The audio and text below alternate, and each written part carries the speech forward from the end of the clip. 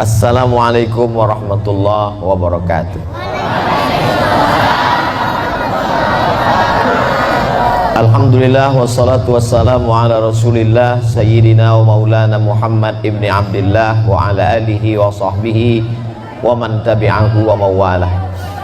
Di antara sifat orang yang masuk surga itu nanti, di dalam surga itu salah satu cirinya dhahikatum mustabsyirah, tertawa dengan wajah yang cerah. Sebagaimana kita di pondok pesantren Sabilul Muhtadin bersama para habaib, bersama para kiai, para ulama bisa tertawa bahagia, mudah-mudahan begitu pula nanti kita di surga Jannatul Firdaus. Man ahabba yubsatalahu fi rizqihi, siapa yang mau dilapangkan rezekinya, wa yunsa'alahu fi atharihi, dipanjangkan umurnya, falyasil rahimahu, maka hendaklah dia rajin menyambung tali silaturahim. Malam ini saya Al-Fakir Abdul Somad amat sangat senang sekali bisa menyambung tali silaturahim dengan Bang Taufik, dengan Bang Daus, dengan Haji Komar, dengan Bang Haji Bolot. Saya mendengar bahwa Bang Haji Bolot itu, mohon maaf Bang Haji Bolot, beliau tidak bisa mendengar. Jadi tadi saya mau ngetes, pas salaman saya tanya, sehat Bang Haji? Sehat kata dia. Kok bisa? Saya ingat, saya selalu nonton beliau. Kalau saya lagi tenang, saya buka YouTube, saya tonton. Dari situ saya dengar Bang Haji ini bisa mendengar jernih pendengarannya kalau dalam dua keadaan. Yang pertama tentang uang, yang kedua kalau ada cewek cantik. Jadi saya heran kok beliau bisa dengar. Terus saya lihat ke kanan, rupanya ada Bu Airin. Pertemuan kita malam ini saya tidak dapat sebutkan satu persatu. Ada Bapak anggota Dewan, ada Bapak Babinsa, ada Babin Kamtipmas. Semuanya yang tak dapat disebutkan, hadirin hadirat, dimuliakan Allah subhanahu wa ta'ala. Amin ya rabbal alamin. BBM 3 yang merupakan selalu saya saksikan, saya tonton dari sejak. Cuman yang saya agak bingung, dulu waktu saya kecil, mereka ini saya tonton di TV sudah tua. Sekarang saya sudah tua, mereka tetap tua. Jadi mereka ini awet muda, awet tua. Mudah-mudahan abang-abang kita panjang umur, sehat badan, bersatu dalam sebuah komunitas bernama MPP, Majelis Pengajian Pelawak. Mereka kelihatannya tidak terlalu serius, tapi amalnya serius. Ada orang yang kelihatannya kerjaannya serius, tapi amalnya kurang serius. Mereka kelihatannya santai, buat orang ketawa, tapi sesungguhnya di balik itu mereka adalah orang-orang yang sangat cerdas. Karena untuk membuat orang ketawa dan membuat orang menangis itu diperlukan kecerdasan tingkat tinggi. Apa amal serius mereka? Dengan adanya mereka menyalurkan sebagian dari hasil tetes peluh keringat mereka, mampu menyantuni anak pesantren, yatim, fakir, dan duafa. Kita doakan supaya umur mereka panjang. Karena kalau sampai umur mereka pendek, tentu bantuan ini putus, na'udzubillah. Dan yang tuli tetap tuli. Karena kalau sampai dia mendengar, gajinya putus. Kata Bang Haji tadi, bukan saya yang ngomong. Ada seorang laki-laki namanya Imam Hatim. Siapa namanya? Hatim. Ketika dia sedang duduk, datang seorang anak gadis perempuan mau menanyakan fatwa kepada Imam Hatim. Lalu kemudian nggak tahu, mungkin karena perempuan ini sangat sakit perut, masuk angin, akhirnya dia kentut di depan Imam Hatim. Imam Hatim tidak mau mempermalukan dia. Saat itu Imam Hatim pura-pura tidak mendengar, sampai akhirnya perempuan itu meninggal dunia. Maka disebutlah Imam Al-Hatim itu diujur namanya Imam Hatim Al-Asam. Asam artinya tuli. Summun, bukmun, umyun. Summun, tuli. Dia pura-pura tuli karena ingin menjaga harkat, martabat, kehormatan seorang perempuan. Karena kalau sampai dia mendengar, perempuan itu tahu bahwa dia mendengar, perempuan itu dengan tidak ada rasa bersalah dia keluar, karena tidak ada respon sama sekali dari Imam Hatim. Setelah Imam Hatim mendengar perempuan itu meninggal dunia, barulah Imam Hatim kembali normal, kembali seperti biasa, dia bisa mendengar. Waktu ditanya, jadi selama ini kau sebenarnya bisa mendengar? Kata Imam Hatim, aku selama ini bisa mendengar. Lalu kenapa engkau pura-pura tidak mendengar? Karena aku ingin menjaga kehormatan, kemuliaan perempuan, jangan sampai jatuh harkat, martabat, harga dirinya. Jadi kalau ada orang bertanya, mengapa Ustadz Somad mengidolakan Bang Haji Bolot? Saya tonton beliau, dia tidak pernah menjatuhkan orang lain, dia menjatuhkan dirinya. Banyak orang sekarang untuk membuat lucu, dia menjatuhkan orang lain, mengejek orang lain, menghinakan orang lain. Ternyata tidak perlu menghina orang lain untuk naik ke atas. Jangan sampai seperti orang membelah bambu, satu diinjak, satu diangkat. Beliau cukup menjatuhkan dirinya, orang tertawa, dan hasil dari perolehannya dia salurkan ke pondok pesantren sehingga banyak yang terayomi. Tidak hanya beliau, semua anggota MPP, Majelis Pengajian Pelawak, mudah-mudahan tetap solid insyaallah. Wasiqal ladzina taqaw rabbahum ilal jannati zumara. Orang-orang nanti masuk surga itu tidak sendirian, digiring berjamaah. Hatta idza ja'uha, sampai ketika mereka masuk ke dalam surga, apa kata malaikat? Salamun alaikum, keselamatan untuk kamu. Tibtum, kamu sudah berbuat baik. Fadkhuluha khalidin, masuklah kamu ke dalam surga kekal selamanya. Orang masuk Islam itu tidak sendirian. Idza jaa nasrullahi wal fath, ketika datang pertolongan Allah dan kemenangan, wa ra'aitan nasa yadkhuluna fi dinillah afwaja, berbondong-bondong berjamaah. Mudah-mudahan di antara jamaah yang masuk ke dalam surga itu adalah jamaah MPP.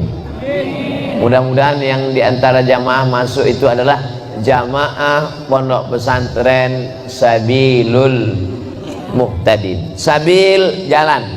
Muhtadin, orang yang dapat hidayah. Satu hari berapa kali kita minta hidayah? Ihdinas siratal mustaqim. Subuh 2 kali, zuhur 4 kali, asar 4 kali, maghrib 3 kali, isya 4 kali. Ihdinas siratal mustaqim. Kenapa kita minta hidayah, Ustaz? Kita kan sudah muslim, kita kan sudah bersyahadat, kita kan sudah dapat hidayah. Hidayah ada 2. Hidayah yang pertama, dari tidak mengenal Allah menjadi mengenal Allah, dari tidak mengenal Rasulullah menjadi mengenal Rasulullah, dari tidak Islam menjadi bersyahadat asyhadu an la ilaha illallah wa asyhadu anna Muhammadan Rasulullah. Tapi ada hidayah yang kedua. Hidayah yang kedua adalah istiqomah dalam kebaikan. Jadi kalau ditanya, ngapain lagi kita minta ihdinas shiratal mustaqim? Kita kan sudah muslim, kita kan sudah sholat. Kita minta jangan sampai hati ini berubah. Ya muqallibal qulub, wahai engkau yang membolak-balikkan hati, tsabbit qalbi. Makanya tadi saya tanya ke Habib, Habib, ini jamaah kawan-kawan, abang-abang haji dari MPP ini datang ke Sabilul Muhtadin sebulan sekali atau gimana?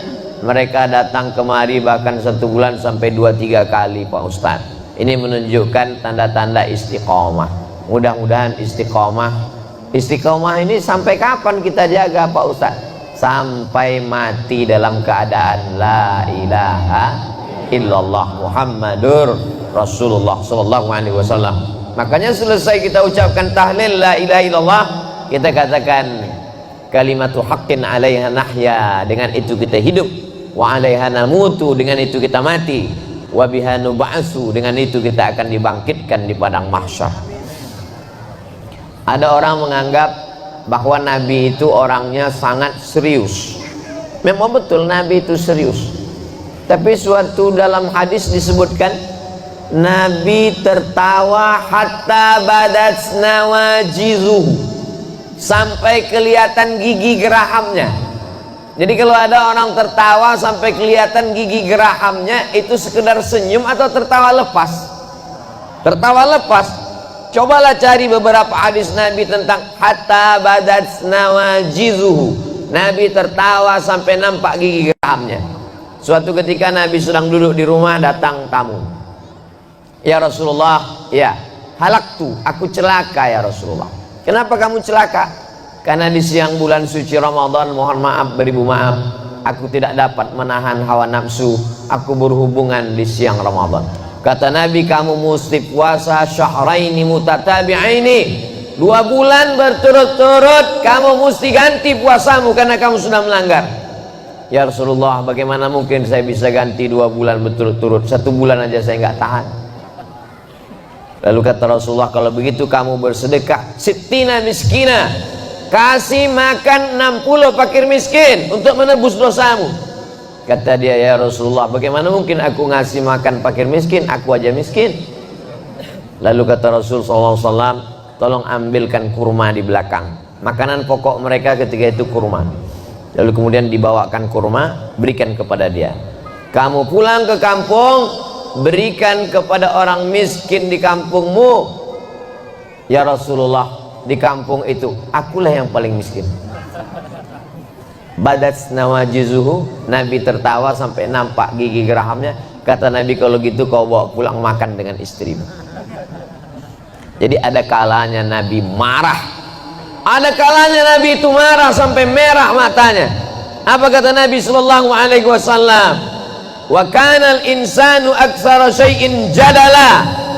Ketika Nabi mendengar ada orang berdebat tentang Al-Quran, Nabi nggak suka berdebat. Kata Nabi, wa kanal insanu aktsara syai'in jadala. Memang manusia itu suka berdebat, padahal kebenaran itu sudah jelas. Memang ada kalanya kita disuruh berdebat. Ud'u ila sabili rabbik, ajak orang ke jalan Allah bil hikmah, dengan cara yang santun, wal mau'izatil hasanah, suri tauladan yang baik, wajadilhum. Kalau mau berdebat silakan debat, tapi ujung kalimatnya coba lihat, wajadilhum billati hiya ahsan, dengan cara yang santun, dengan cara yang baik.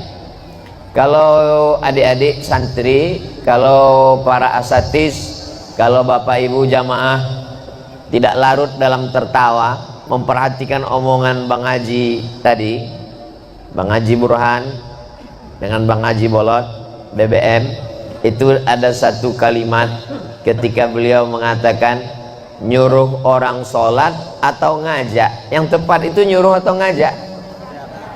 Ngajak.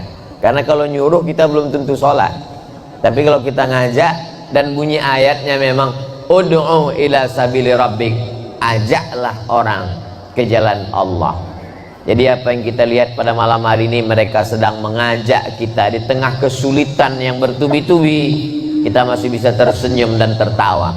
Di tengah kepopuleran mereka, popularitas tingkat tinggi, masuk ke dalam televisi, ditonton oleh dari manusia semuanya, mereka senang. Mereka masih menyisihkan sebagian dari hasil gajinya, walaupun mereka juga punya keperluan, tapi mereka masih memikirkan pondok pesantren. Mudah-mudahan yang belum bergabung segera bergabung, yang belum terbuka pintu hidayahnya malam ini ditonton, di-share, dibagikan kepada semua. Ad-du'a silahul mu'min, doa senjata orang beriman. Akhir-akhir ini saya sering dapat kiriman video-video pendek Bang Haji Komar. Beliau dengan gayanya yang khas, dengan topinya, dengan jenggotnya yang putih, mengirimkan video-video pendek, pesan-pesan dakwah. Begitu dapat, saya share ke tempat yang lain. Mudah-mudahan saya juga dapat pahalanya, pahala share-nya. Cuman beberapa kali share enggak nyambung, ternyata paket habis. Artinya apa? Pakailah handphone untuk share dakwah. Silakan pakai dia untuk share kebaikan. Lingkungan kita ada 3. Yang pertama lingkungan tempat tinggal. Bapak Ibu yang ada di sekitar pondok pesantren Sabilul Muhtadin berbahagia sekali. Kenapa? Karena dekat dengan taman surga. Idza marartum bi riyadil jannah, kalau kamu lewat di taman surga, farta'u, jangan sampai diam, ikut makan dan minum di taman surga. Kata sahabat, mana ada taman surga di dunia ya Rasulullah? Ada taman surga. Apa itu? Majelis zikir, majelis ilmu. Orang datang jauh-jauh dari Jakarta, dari Bogor, dari Bandung, datang kemari. Mereka dengan segenap jadwal kesibukan pekerjaan mereka, kontrak-kontrak mereka di televisi, mereka sempat untuk datang kemari. Kenapa kita yang ada di lingkungan jangan sampai seperti ayam mati di lumbung padi? Ayamnya banyak tapi mati kelaparan. Jadi bagi masyarakat yang ada di sekitar pondok pesantren Sabilul Muhtadin, ini nikmat yang besar. Ini pondok pesantren nggak ada pagarnya, menyatu dengan masyarakat. Ada pondok pesantren pagarnya setinggi mata memandang. Di dalam pagar pesantren orang ngaji, sholat berjamaah, baca Quran. Tapi begitu keluar pagar, langsung ketemu dengan orang minum khamar, laga ayam, main judi. Apa pengaruh pesantren terhadap lingkungan? Saya senang dengan pesantren ini. Kenapa? Karena dia menjadi pesantren umat. Dia bukan pesantren yang berada di tengah umat, tapi dia pesantren umat, pesantren milik kita bersama. Oh, kalau pesantren nggak ada pagarnya, nanti santri lari. Santri nggak akan lari. Kenapa? Karena masyarakat menjadi pagar bentengnya. Ketika santri mau lari, kamu jangan lari. Kenapa? Kami adalah pagarnya di sini, bentengnya di sini. Jadi sekarang banyak juga pondok pesantren, mohon maaf beribu maaf, seperti kebun binatang di tengah kota. Lalu kemudian ada kerangkeng, orang dipenjara, manusia merasa terpenjara. Dan ketika kita tanya orang luar, gimana pondok pesantren? Dia nggak peduli. Beda dengan pesantren Sabilul Muhtadin, masyarakat sekeliling. Malah saya heran, santrinya mana? Kok tua-tua semua? Artinya apa? Masyarakat, adik-adik kita santri-santri, adik-adik yang jadi santri, kalian manusia-manusia yang spesial. Bisa didatangi oleh Bang Haji, bisa didatangi oleh Bang Haji, bisa didatangi oleh makhluk-makhluk yang unik. Ini makhluk-makhluk MPP ini nggak banyak di dunia. Mereka ini yang perlu dibudidayakan. Mereka ini sudah hampir punah seperti Jurassic Park, dinosaurus. Bisa ada makhluk-makhluk ini dan datang kemari. Orang setengah mati mau datang, mau nonton, mau masuk TV dengan mereka, ngejar mereka minta tanda tangan. Bisa-bisanya mereka yang datang ke kalian. Itu merupakan suatu nikmat yang luar biasa.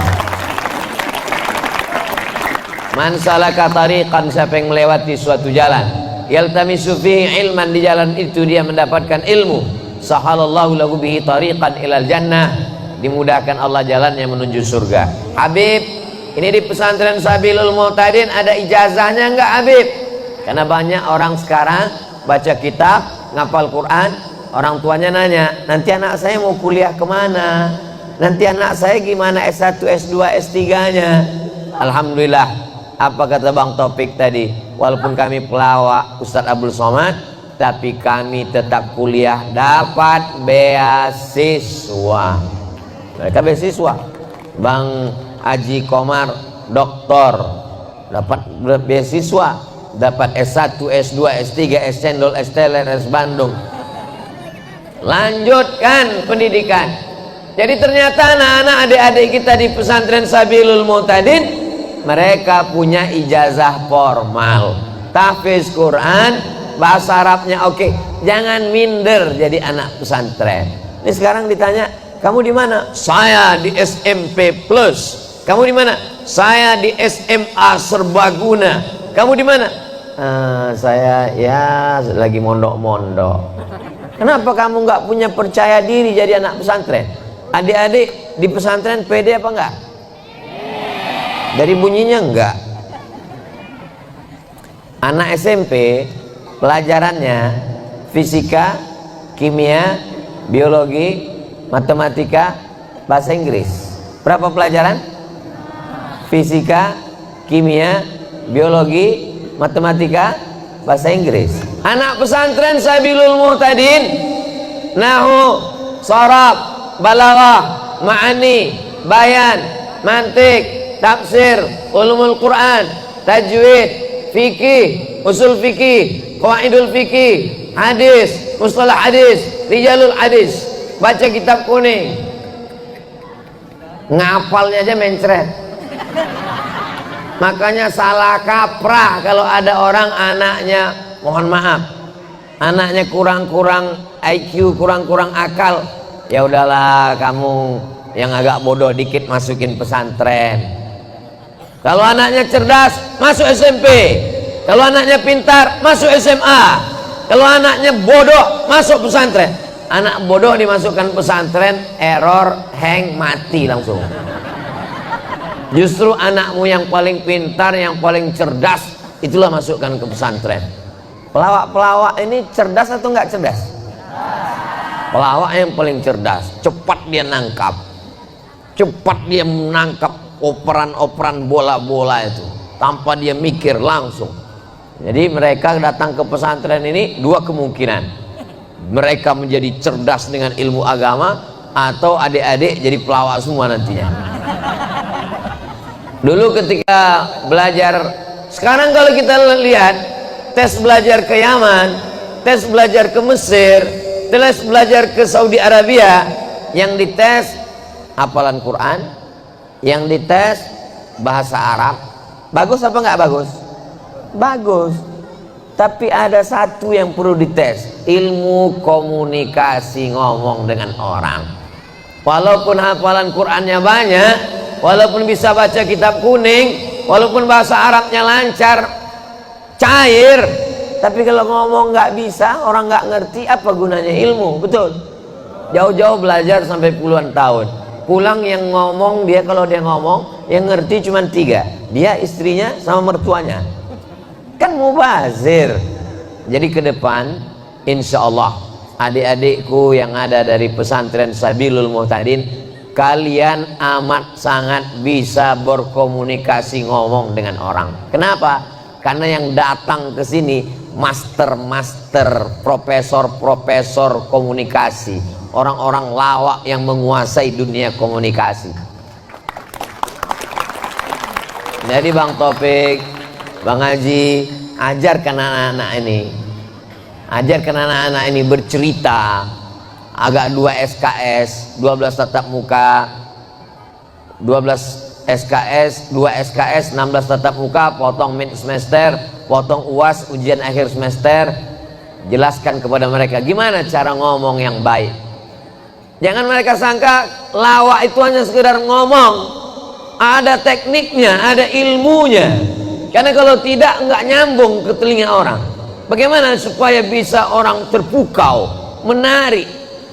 Bayangkan berapa banyak orang menyusun kata-kata demikian indah, tapi begitu diomongkan dalam seminar nggak keluar. Baru megang mikrofon aja udah assalamualaikum. Mereka begitu lancarnya. Bahkan Bang Haji Bolot, dia nggak ngomong aja orang ketawa. Begitu orang ngomong, dia ngomong orang sakit perut langsung. Apa maknanya? Mereka punya kemampuan untuk memukau, untuk menjadi pusat perhatian. Setelah orang punya perhatian, barulah kau sampaikan ayat-ayat, hadis-hadis, kata-kata hikmah masuk ke dalam hati mereka. Masyarakatnya beruntung, adik-adik santrinya luar biasa, subsidi silang, tidak ketahuan mana yang mampu, yang tidak mampu, karena semuanya. Jangan katakan pesantren duafa, itu menjatuhkan, underestimate orang, menganggap remeh. Ini pesantren istimewa, betul? Ini pesantren orang-orang hebat, betul? Apa istimewanya mereka? orang-orang hebat datang kemari. Orang-orang hebat yang ada di televisi bisa datang kemari. Ustaz Somad datang kemari. Ini menunjukkan anak-anak ini adalah anak-anak hebat luar biasa. Di mana Ustaz Somad tadi malam tausiah? Di pesantren hebat, di pesantren luar biasa. Kalau bahasa kampung saya, pesantren amazing. Mereka adalah orang-orang pilihan yang dipilih oleh Allah untuk mendalami ilmu agama. Allahumma faqihhum fid din wa'allimhumut ta'wil.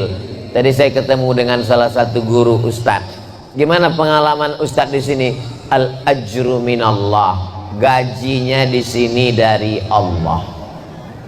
Gaji mengajar di pesantren ini dari Allah. Gedungnya mewah, masjidnya luar biasa, dindingnya warna hijau. Mata kalau mau awet, tahan lama, sering-sering lihat warna hijau. Tapi kalau sedekah pakai warna merah, itu maka karpetnya dibuat merah. Hijau 20.000, merah 100.000, abu-abu 2.000. Datang Patimura bawa golok 1.000. Padahal APBD, APBN kita 20% untuk pendidikan. Kalau dibangun jembatan penting, dibangun jalan penting, tapi ada yang lebih penting, sumber daya manusia. Betul? Siapa yang bisa memperjuangkan ini? Tidak selesai dengan ceramah, tidak selesai dengan lawak, tidak selesai dengan ustadz, tidak selesai dengan khutbah, tidak selesai dengan tausiah. Mesti ada orang yang punya kekuasaan memperjuangkan pesantren di parlemen. Makanya malam ini hadir pemimpin-pemimpin kita, anggota dewan, hadir ibu, sekarang ibu wali kota. Hah? Sudah PLT. PLT itu, PLT jangan berkecil hati. PLT artinya pejabat lillahi ta'ala. Kalau ada niat baik, maka niat baik. Kalau saya terpilih, saya akan tolong pondok pesantren. Tapi jangan jadikan pesantren mendorong mobil mogok. Setelah mobilnya jalan, say goodbye. Jadikan anak-anak pesantren doa mereka makbul. Selagi tanda tanganmu masih laku, kekuasaan ada di ujung jarimu, pakai untuk menolong agama Allah. Betul? Kekuasaan tidak lama, hanya 2 periode. Itu pun kalau tidak datang KPK. Begitu nyebut politik, langsung mic-nya mati-mati. Apa maknanya? Siapapun kita, apapun jabatan kita, kalau kita pakai menolong pondok pesantren, pesantren Sabilul Muhtadin tidak akan mati sampai hari kiamat. Adik-adik ini kita akan tamat, muncul yang baru. Tunas-tunas hijau akan tumbuh. Pohon batangnya boleh lapuk, tumbang, tapi tunas hijau akan terus tumbuh. Abdul Somad masa lalu, saya akan berakhir. Semua akan selesai, semua akan bubar. Pengajian ini pun akan berakhir. Abang-abang kita berdiri membuat kita tertawa sampai masa jemu, sampai masa bosan berakhir. Yang tidak berakhir itu cuma satu, hubungan kita. Hubungan kita sampai ke surga insyaallah. Hubungan menjaga pondok pesantren. Masih ada Sayyidi Al-Habib Jamal Al-Amudi beserta para habaib. An asila ila qarabati Rasulillah sallallahu alaihi wasallam ahabbu ilayya. Menyambung silaturahim dengan zuriat keturunan Rasulullah lebih kucintai daripada menyambung silaturahim dengan keturunanku sendiri. Yang ngomong begitu bukan Abdul Somad, Sayyidina Abu Bakrin Siddiq. Malam ini kita nyambung silaturahim dengan habaib. Mudah-mudahan cinta kita kepada cucunya membuat kita bisa bersama dengan kakeknya di surga Jannatul Firdaus. Allahumma salli ala Sayyidina Muhammad wa ashghili zalimin بظالمين وأخرجنا من بينهم سالمين وعلى آله وصحبه أجمعين صلى الله ربنا على النور المبين أحمد المصطفى سيد المرسلين وعلى آله وصحبه أجمعين وعلى آله وصحبه أجمعين